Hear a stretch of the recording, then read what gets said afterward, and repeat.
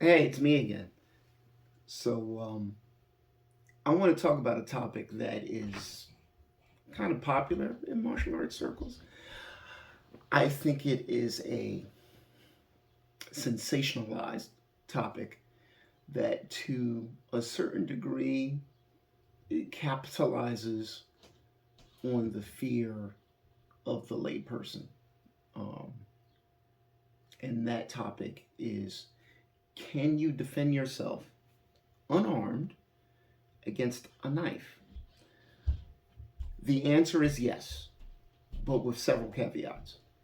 Um, the first caveat being you will probably get stabbed and or cut in the process of defending yourself against someone who is trying to harm you with a knife. Um, I might ask, what set of circumstances led you to a place where you are trying to defend yourself against someone who is trying to harm you with a knife? Because if you, God forbid, find yourself in that situation, there are multiple points of failure that took place that might have been preventable before you even got to a place where here I am trying not to die because someone is trying to harm me with a knife. Um, so there may be a part two of this video where I talk about that. Um, but the main thing I want to talk about is that a lot of the times when you see this topic being discussed in social media, uh, people who post martial arts material, it's often kind of this thing where, you know, the knife is this great big boogeyman, and you're just, if the guy touches you with the knife, you're just instantly going to die. Uh, that is not true. There will be blood. There will be blood. If you're not used to seeing blood, that might be enough to maybe discombobulate you, put you out. You're not going to die instantly if the guy touches you with the knife. Um, Many times, what these videos show is some guy, doing a sewing machine on somebody, and the guy is powerless to stop it. Um, that could happen, um, especially to an untrained person, um, unless you've taken steps to inoculate yourself to the fear that would just be present if somebody were to pull a knife on you with the intent of harming you. But the thing is, if this is a training scenario, right, and the person is, trying to stab you with a training knife, why isn't the person who is playing the role of the attacker, why aren't they wearing any protective gear? Because he can fully express himself with that training knife and try and touch you with it. However, you can't fully express yourself by trying to employ any of the techniques or tactics that might diminish his ability to stab you with that knife. And I haven't really seen a lot of that in the things that have been posted. There's two extremes. One extreme is you're just going to die. This guy's going to sewing machine you to death with this knife, and that's the end of it. There's nothing you can do about it. That's one extreme. The other extreme is you're going to do some fancy, Jason Bourne, John Wick move, take the knife from the guy and put him out. That's the other extreme.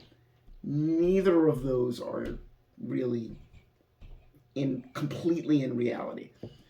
Is it possible that you might do some cool move and disarm a guy? Possible, yes. Likely, probably not.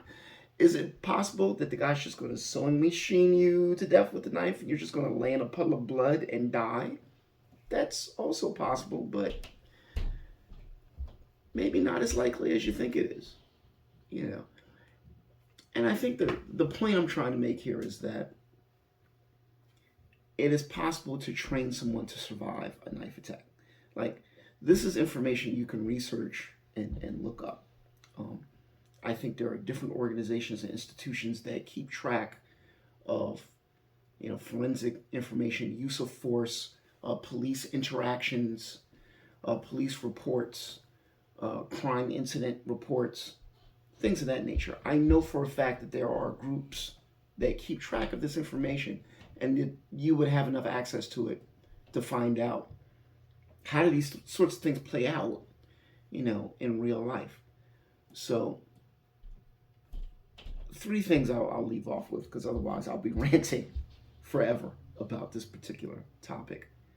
Um, Build some skill around a few different things, and then put those skills together into realistic training that will give you a higher probability of surviving a knife attack.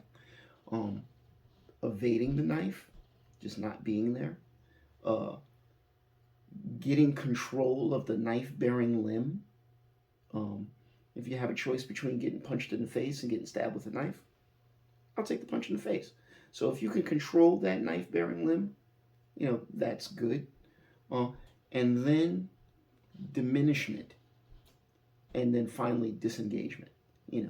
Evade if you can. If you can just completely disengage from the situation, that's great, but that's not always an option. Um, can you control the knife bearing limb? Can you apply some sort of diminishing strike or series of strikes that may incidentally or accidentally result in some form of disarm? And when you've managed to either diminish, disarm, or both, that's when you disengage, right? So that would be my prescription for a training regimen that would allow you to more than likely survive a knife attack. Um, there's a lot more I'd like to say about this topic, but again, I wanted to keep this a relatively short video. So stay tuned for that. Maybe this will be a part 1, and I'll release a part 2 and possibly a part 3 relatively soon. So stay tuned for that. Thank you.